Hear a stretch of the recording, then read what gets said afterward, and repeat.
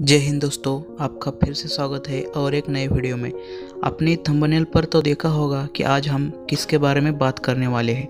जी हाँ दोस्तों, आज बहुत सारे लोग एक ही परेशानी से बहुत परेशानी है और वो परेशानी है हड्डियों का दर्द, घुटने का दर्द, पीठ का दर्द, कमर का दर्द। तो दोस्तों, इस दर्द का बहुत ही जालिम उपाय, घर का नुस्खा आज हम आपके लिए लेकर आए हैं, जिसका इस्तेमाल करके आपको कितने भी दिनों पुराना आपका घुटने का दर्द हो या कमर का दर्द हो या पीठ का दर्द हो, वो सब कुछ ठीक हो जाएगा।